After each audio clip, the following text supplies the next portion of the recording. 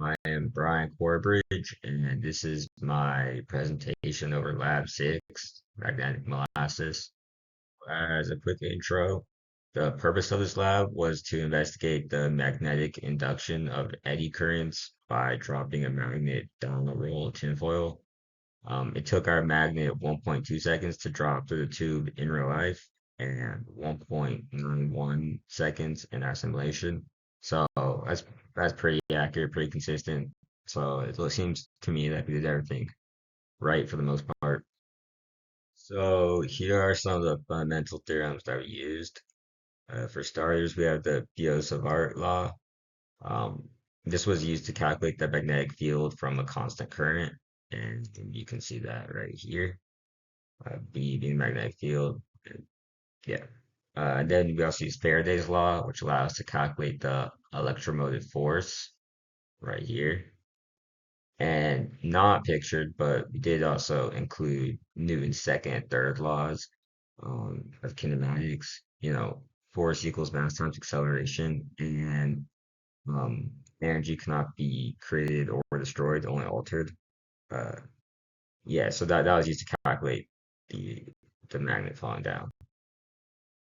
So here you see uh, on the left, you see the actual video of us dropping the magnet through the roll of tinfoil.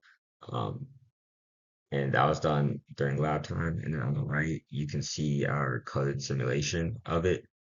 You see the graph is the velocity versus time graph, and it starts a lot faster before it actually enters the roll, and then once it hits the roll, it just evens out at a much slower rate.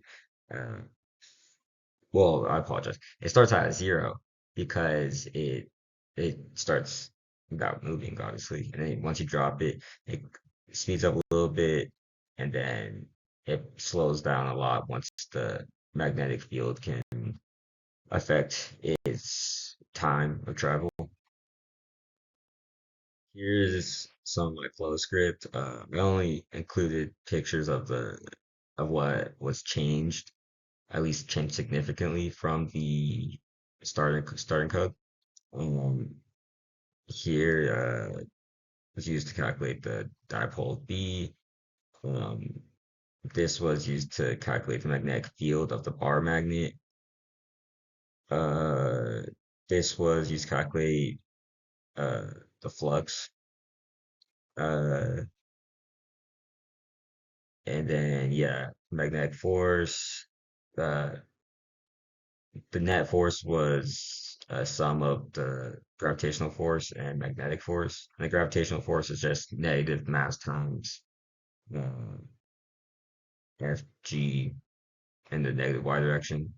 Or sorry, so it'd just be negative mass, which we use 0.2, sorry, use 23 grams for the mass, and then the gravitational constant, which is 9.9 in the negative y direction. And add that with the magnetic force, and we get F net. Discussion, some possible discrepancies from the actual findings in the simulated one. While they were very close in time, there are some discrepancies. One could be a result of bad stopwatch skills. We also negated air resistance in our flow script, and the tube also could not have been completely vertical, straight up and down. And so that would it would make the bar magnet, hit the sides, and it would affect the path.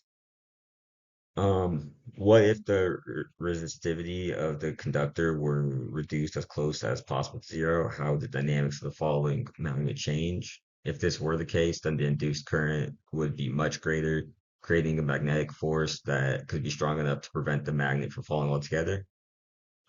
What if holes or slots were cut into the tube? How would this affect the ring currents in your model? The induced current would be disrupted and the magnet would fall much faster because there wouldn't be nearly as much resistance.